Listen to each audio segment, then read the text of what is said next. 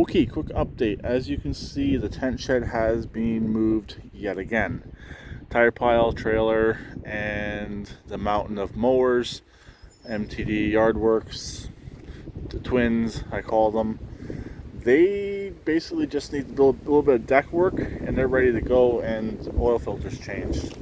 The oil in them is clean, but I want to do the filters. Um, More on this. Last Saturday, so a week ago today, we had a fairly major storm come through, and the tent shed ended up in my neighbor's yard. Somehow it survived. It basically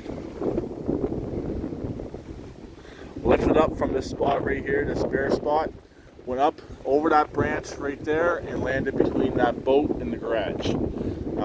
Luckily, the owner of the boat came by on Saturday to check his boat. There was no damage on the boat. The owner of the house really doesn't care about the boat. It's his father-in-law's boat. He could absolutely care less if it got scratched or anything. To be honest, I don't think he likes having it stored there. But the owner of the boat didn't see any damage. I checked the boat over just briefly. I didn't see any damage either. The best of that is the tent shed survived. I could have afforded a new one, but I didn't really want to have to work on that expense right at the moment. So I'm happy this one did survive. Unfortunately, I am missing one bar right here, or one holder, I mean, right here. That holds that in. That's why that bar is out of place. Also, I have the wrong front wall on it now. The original front wall, the zippers were no good on it. They could have been repaired, but they had already been repaired. So I ended up just replacing it with this one right here. It's not the correct one, but it works. And also it actually gives a little bit more room in the front to store some more stuff in here. So pretty much out in the front area here. So anyways, it held up. It's doing its job. Once again, everything is back in there and a few other things. So I'm happy it survived. Next will be a bigger one. I'm gonna get a, this one is a 16 by 8. I'm gonna get a 20 by 30, I think, possibly, or possibly another one this size here, because I do plan on getting a 4-wheeler soon, and I need somewhere to store it. I know it's not gonna be the Arctic Cat that I've been working on. That one's almost done, hopefully. So that's the update. Oh, sorry about that. These machines here, like I said, are just waiting on oil filters. Like I said, the oil in them's clean, so there's really no point changing the oil if they have clean oil. I'll change out the filters, nice fresh filters on them. Fuel filters have already been done on both. The blades, I haven't checked them yet. I'll probably end up getting a set of blades for both of them. And that's pretty much it. Then the green one's going to get moved in a second. So you can see that's where the tent shed used to be. I'll get that one moved probably right here. I would think would be a good spot for it, just so I can get this one out, I can get that one out, I can get that one out.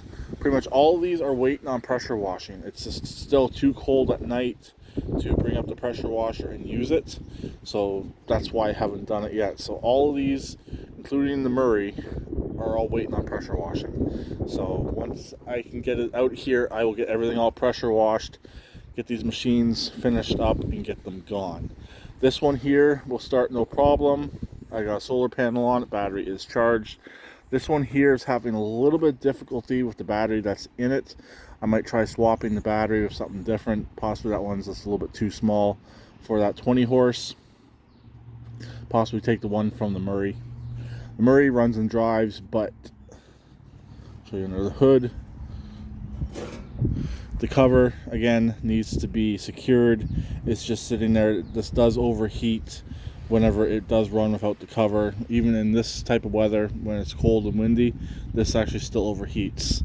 Strange thing is, the other day, after the windstorm, I came out here, this was gone and this was gone. I have no idea how they would have came off there. I luckily found the grip. That's not the grip that was on there. That was one off the parts tractor. And I was able to use the knob off the parts tractor as well. No idea how it happened, but it did. It's since been fixed. So this one here, I don't want to run it. It needs a full oil change and filter. So I'm going to be getting a filter for this one, this one, this one, and the Cub Cadet. but I'll be getting just generic filters. I'm not going to spend 20 bucks a piece on filters for these machines. I'll get like Frams or whatever.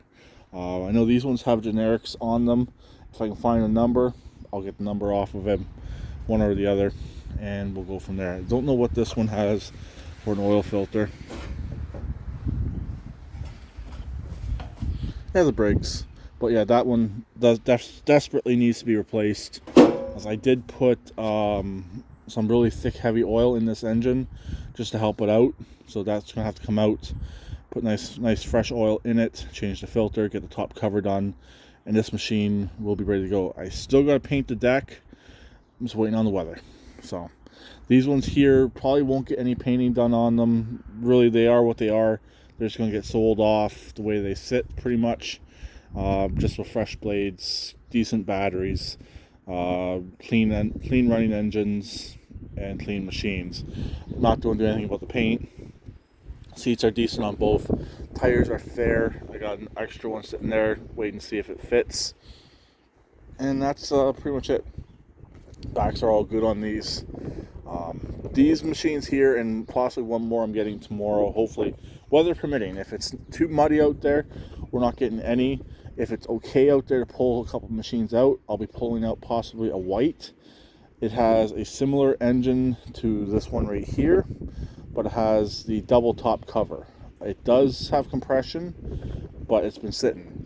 Then there's one other one that's just a parts machine, just has the engine. It's just a frame, basically, frame of an engine. I might try and get that one tomorrow as well. And then next Friday, Good Friday, just so to give you a timeline of when I'm doing this video, I'll go after two big boys. There's a GT 6000 type machine, but I think it's a Roper or a Husqvarna. And then there's another one, it's either a Roper or a Husqvarna. The one has a Kohler, the one has a Briggs. I know the Briggs, no, both of them I think do turn. And then there's a Murray. Forgot about the Murray. The Murray does have a stuck engine, but it's going to be a questionable machine. So I don't know when I'm going to be getting it yet. It and then one last machine will be coming. So 6 more tractors, and then there's one big tractor I'm going to try and get. We'll see on that one. And there is a skid steer, but I haven't really asked about the skid steer as of yet. But I'm probably going to ask about the big tractor first, and probably give him some money for it, since he's been generous to me by giving me all these tractors, and in return I'm giving him a generator. So anyways, that's pretty much it. Just a quick update on all of this. Everything on the other side of the yard, it has not changed. Really no point showing any of that. The toy belt, nothing's changed on it. It's a yard tractor. It does its job. It does its job very well. So I'll talk to him later. Please keep it redneck like always, and please subscribe and comment.